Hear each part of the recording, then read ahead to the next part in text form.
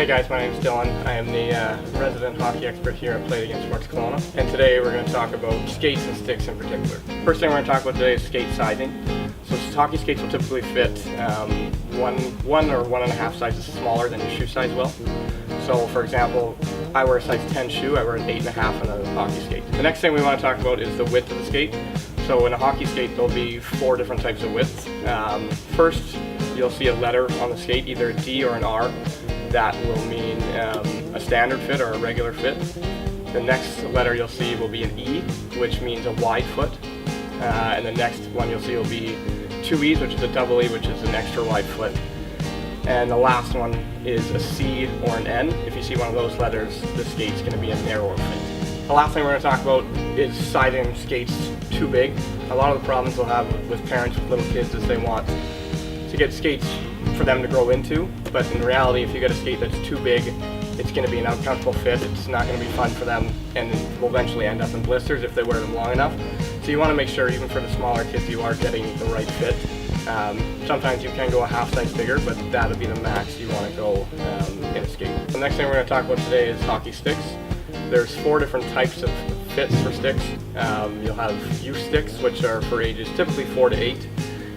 Junior sticks will be from ages 7 to 12. The next will be intermediate sticks, which is the one I'm holding right now. These will typically be from ages 10 to 15. And then there'll be senior sticks, which will go from anywhere from ages 14 and up. The next thing we're going to talk about is how to size a stick properly. So typically you want to be chin to nose when sizing, and to account for skates you'll just want to jump up on your tippy toes, just like that. Typically I like my stick at my chin, so that's where I'd be cutting it off. So you kind of want to cut it off anywhere between your chin and your nose. A smaller stick is going to give you more puck control.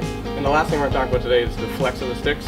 So for a youth stick, typically the flex will be around 40. For a junior flex, the sticks will typically be from 50 to 55 flex. For an intermediate stick, about 60 to 65.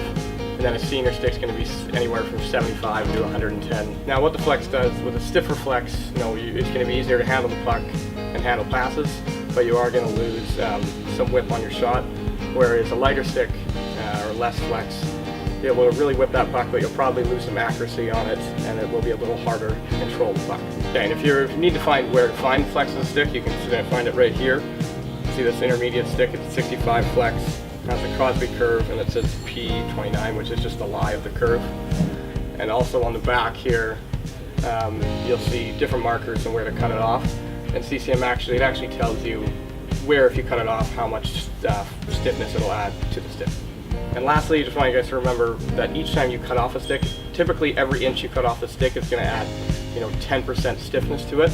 So you do want to keep that in mind when you're buying a stick, and you want to make sure you are buying the right category, if it's youth, junior, intermediate, or senior, whatever's right for you. So if you have any more questions about how to size sticks or skates, feel free to pop in to Play It Again Sports Kelowna and talk to any one of our gear gurus who'll be happy to help you out.